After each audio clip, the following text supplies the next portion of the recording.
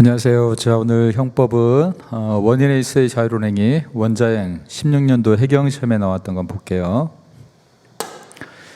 자, 자의로 심신장애를 야기했다면 언제나 원인에 있어서의 자유로운 행위에 해당한다. 원자행은 일단 여러분 구도를 이렇게 좀 잡아서 주세요. 대표적인 게 음주를 하고 사람을 죽이려고 음주를 했다고 생각하시고 음주를 하고 사람을 죽인 거죠. 다만 문제는 이제 이거를 우리가 원인행위라고 하죠, 보통. 요거를 실제로 사람을 죽인 거니까 실행행위라고 합니다. 자, 요렇게 되어 있을 때 이 사람을 처벌하는데 문제는 언제를 실행의 착수로 볼 것이냐의 문제가 생겨요. 실행의 착수 시기를 언제로 볼 것이냐. 자, 문제는 실행의 착수라고 해서 이 살인죄라면 살인행위는 이때였죠. 실제 살인행위 이때 한 겁니다. 근데 살인행위를 이때로 했는데 문제가 하나 생기는 거죠. 이때는 이미 음주로 만취가 돼가지고 제정신이 아니라는 겁니다. 그럼 이때를 실행의 착수로 보면 어떤 문제가 생기냐면 살인행위는 맞는데 책임이 인정되지 않는다는 거죠. 그러면 책임이 없는 행동은 원래 처벌하지 않도록 돼 있는데 책임이 없는 당시 한 행동을 처벌하는 게 문제점이 하나 생기는 거고요. 그렇다고 해서 음주행위를 실행행위로 보게 되면 무슨 문제가 있냐. 음주할 때는 정신은 멀쩡했기 때문에 책임은 있습니다. 근데 뭐가 문제냐면 음주를 살인행위로 볼 수 없다라는 문제가 생기는 거예요. 이걸 과연 살인행위로 볼 수 있느냐. 그래서 실행의 착수 시기를 음주 시기로 볼 거냐 살인행위 실제로 살인행위로 볼 거냐에 따라서 한 가지씩의 문제점이 다 있어요. 착수 시기를 음주시 즉 원인행위시로 보게 되면요 살인행위가 아닌 걸 살인행위로 봐야 된다는 문제점이 하나 생기고요. 살인행위를 실행의 착수로 보면 살인행위는 맞지만 책임 능력이 없는데 이 책임 능력이 없는 사람을 처벌하는 문제가 생긴다는 거죠. 그래서 이걸 해결하는 방법을 학자들이 크게 두 가지 견해가 나오는데 첫 번째는 음주시를 책임으로 볼 때가 있습니다. 착수 시기로 볼 때가 있습니다. 자, 요거와 관련해서는 이제 요걸 보시면 돼요. 음주를 착수 시기로 보게 되면 어떤 문제가 생기느냐? 자, 책임 능력은 인정이 되지만 살인행위가 아닌 걸 살인행위로 인정하는 문제점이 생기더라. 이 학자들은 어느 걸 더 중요하게 생각하냐? 이게 더 중요하다. 책임 능력이 없는 사람을 처벌하는 건 말도 안 된다. 그래서 이 학자들이 중요하시게 생각하는 거죠. 행위와 책임은 동시에 존재된다는 이 원칙을 중요하게 생각하는 학자들은 요걸 좀 양보하고요. 그냥 책임이 있는 걸로 책임이 있을 때 행위를 착수시로 보는 게 맞다고 봅니다. 다만 모든 학자들은 절도 말도 안 되는 행위를 이론을 주장하지는 않아요. 그럼 이 학자들은 그럼 이 살인행위가 아닌 것을 어떻게 이 살인행위도 아닌 음주를 살인행위로 볼 것이냐 이 문제는 어떻게 해결을 하냐면요. 이걸 간접정범 이론을 끌고 와요. 우리가 간접정범이라는 것은 제정신이 아닌 사람을 이용해서 범죄를 저지르는 거잖아요. 근데 이것도 잘 보면 자기가 제정신이 아닌 상태를 이용한 걸로 보게 되면 간접정범은 이용행위시와 실행행위시거든요. 그럼 이용행위시와 실행행위시 때문에 이걸 간접정범의 구도로 보려면 이걸 이용행위로 볼 수 있다는 거예요. 그럼 이 당시를 실행행위로 볼 수 있다는 겁니다. 이렇게. 그래서 이 논리는 이 학자들은 행위책임 동시존재 원칙을 강조를 하는 입장이고요.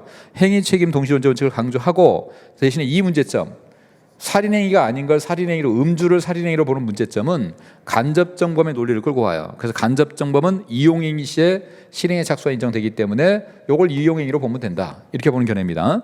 자, 이에 반해서요. 자, 이 책임보다는 살인행위가 아닌 걸 살인으로 본 거 말도 안 된다. 살인행위를 살인함으로 봐야 된다라고 해서 구성요건의 정형 이 살인행위라는 구성요건의 정형을 중시하는 학설이 있습니다. 이걸 허트리면 안 된다. 살인도 아닌 걸 살인으로 보는 건 이건 문제점이 너무 크다. 그러니까 실제로 살인행위를 살인으로 봐야 된다. 이렇게 봅니다.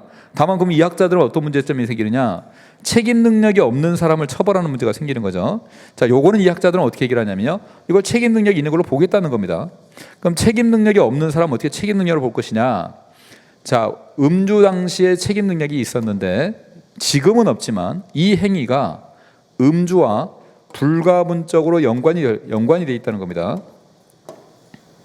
불가분적으로 연관이 되어 있다는 얘기는 뭐냐면 비록 죽일 때는 책임 능력이 없었지만 이 책임 능력이 있었을 때 술을 마신 거 이게 왜 술을 마셨냐죠. 죽이려고 술을 마셨다는 거죠. 죽이려고 술을 마셨던 거기 때문에 이 음주와 이 살인행위는 불가분적 연관성이 있고, 따라서 살인행위 시는 책임 능력이 없었지만 그 불가분적 연관성이 있는 음주 당시에 책임 능력이 있었기 때문에 얘를 책임 능력 있는 애로 인정해서 처벌해도 된다는 논리를 끌고 와요. 그래서 이 학자들 중에 어느 쪽을 강조하느냐에 따라서 원인에 있어 작용의 학설이 두 개로 크게 나눠집니다. 행위 책임 동시 원칙을 강조하는 학자들, 자, 행위 책임 동시 원칙을 강조하는 학자들은, 이걸 강조하는 학자들은요, 행위 책임 동시 원칙을 강조하는 학자들은 행위 책임 동시 원칙을 강조하는 학자들은 원인행위 시를 실행의 착수 시기로 봅니다.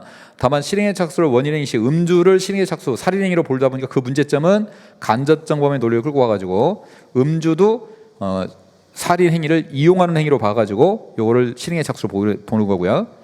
이거보다는 구성요건의 정형을 더 중요시하는 학자들은요, 살인행위 한 것을 살인으로 봐야 된다고 주장해요. 그러면 살인 당시에는 제정신이 아니었기에 책임 능력이 없었는데, 이 책임 능력이 없었던 문제점을 어떻게 해결하느냐, 책임 능력이 있었던 행위, 그 음주 행위와 살인 행위는 불가불적으로 뗄래야 뗄 수 없는 연관성, 관련성이 있다. 그래서 여기 있는 책임 능력이 이쪽에 와서 연관이 됐다고 봐도 괜찮다라고 보는 게 우리 두 가지 학설이 있어요. 그럼 지금 보시면 요 두 가지 학설에서 어느 원인행위 시 요거를 실행의 착수로 볼 것이냐, 실제 실행이 요걸 실행의 착수로 볼 것이냐에 따라서 행위 책임 동시 원칙을 강조하느냐, 아니면 구성 요건의 정형을 강조하느냐, 이렇게 두 가지 나눠져 있다는 거 기억을 해두세요. 자, 그다음에 또 하나, 그러면 이제 이 그 원인에서 작용에는 음주와 살인행위 두 가지가 있는데, 자, 어떻게 처벌하는 건 똑같은데, 그럼 고의로 처벌할 것이냐 과실로 처벌할 것이냐 문제가 있는데요. 음주를 고의로 했고 살인행위도 고의로 한 경우가 있고요. 음주는 고의로 했는데 살인행위는 과실로 한 경우가 있고요. 음주도 과실로 했는데 살인행위를 고의로 한 경우, 음주를 과실로 하고 살인행위도 과실로 한 경우, 요 네 가지 형태로 나눕니다. 네 가지 형태로 나누는데, 이 중에 고의범으로 처벌하는 것은 양쪽에 다 고의가 인정되는 이것만 고의범이 돼요. 그리고 나머지는 전부 다 과실범으로 처리합니다. 자, 이렇게 처리를 하는데, 자, 우리 이제 문제를 풀게요. 우리 문제에서 보시면요, 자의로 심신장애를 야기했대요. 그러면 음주, 심신장애는 고의로 했답니다. 이걸 고의로 했을 때 이게 원자행위로 처벌하려면요, 적어도 살인행위가 고의가 있거나 적어도 과실은 있어야 됩니다. 언제나라고 하면 틀린 겁니다. 고의가 있거나 과실은 적어도 예견 가능은 해야 되잖아요. 과실이 있어야 되니까 적어도 예견 가능성은 있어야 됩니다. 그래서 고의가 있거나 예견 가능성 정도는 있어야 원인에 있어의 자료행위를 처벌한다는 거 기억하시죠. 그래서 언제나 원자행위로 해당한다 그러면 틀린 겁니다. 적어도 여기에도 과실인, 고의 내지 과실은 있어야 돼요. 두 번째, 원인행위를 실행의 착수로 인정한다. 원인행위는 음주입니다. 자, 음주를 실행의 착수로 인정하면 좋은 점은 뭐예요? 음주 당시에는 멀쩡했으니까 행위 책임 동시 원칙, 행위와 책임의 동시 원칙이 유지가 되죠. 요 학설은 요게 유지가 됩니다. 다음 문제점은 뭐죠?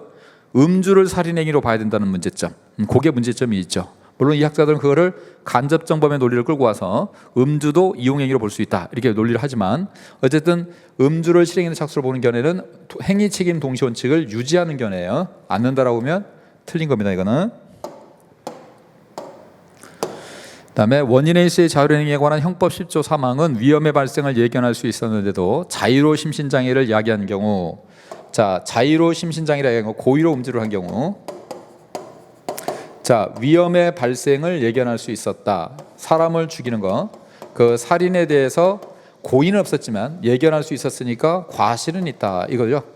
그러면 아까 제가 고의거나 고의가 있거나 과실이 있거나 뭐 그게 다 갖춰야 되는데, 얘는 고의로 음주를 한 경우지만 위험의 발생을 예견할 수 있었는 거기 때문에 과실이 돼요. 그러면 고의 과실이면, 제가 둘 다 고의일 때만 고의가 된다고 보니까 얘는 과실범이 된다고 그랬죠. 여기 과실범이 됩니다. 그럼 원자행에 대해서 과실범도 과실범으로도 적용을 할 것이냐, 이 원자행 조항을, 우리 판례는 여기를 과실이 있는 경우도 과실범으로 적용을 해요. 그래서 다 고의인 경우만 적용하는 게 아니라는 거. 제가 아까 네 가지 형태 있잖아요. 고의, 과실, 그다음에 과실, 과실. 이 네 가지 형태가 다 원자행으로 다 적용되기 때문에 이렇게 과실이 있는 경우도 원자행을 적용하고 있다라는 거 기억을 해두시고요. 그래서 적용되지 않는다 그러면 틀립니다. 그다음에 원인에 있어의 자료행위는 형법상 책임 능력자와 동일하게 처벌된다. 그렇죠? 원인에 있어의 자료행위는 사실상 살인행위 당시는 책임 능력이 없었지만, 뭐 논리를, 간접정범 논리를 끌고 오든 아니면 원래 책임 능력이 있었던 원인행위 음주와 불가분적 관련성이 있다라고 해서 끌려고 오든 어쨌든 책임 능력자와 똑같이 처벌한다는 거예요. 그래서 책임 능력자와 동일하게 처벌하는 게 원자행위입니다. 자, 그래서 우리 문제에서는요, 자의로 심신장애를 야기했다, 고의가 있었다. 고의가 하더라도 언제나는 아니라는 거예요. 적어도 고의 내지 과실이 있어야 됩니다. 살인행위 부분에 있어서. 그 다음에 원인행위를 실행의 착수로 인정하면 원인행위가 음주니까 음주를 실행의 착수로 인정하게 되면 행위 책임 동시 원칙이 유지가 되죠. 유지되지 않는 게 아니라. 그 다음에 원자행위에서 형법 조항은 고의로 한 경우뿐만 아니라 이렇게 위험의 발생을 예견할 수 있었다, 즉 과실이 있는 경우에도 원자행위를 적용한다. 그리고 결과적으로 원자행위 대응되면 책임 능력자와 동일하게 처벌된다. 이렇게 정리를 해두세요. 그래서 답은 4번입니다. 수고했습니다.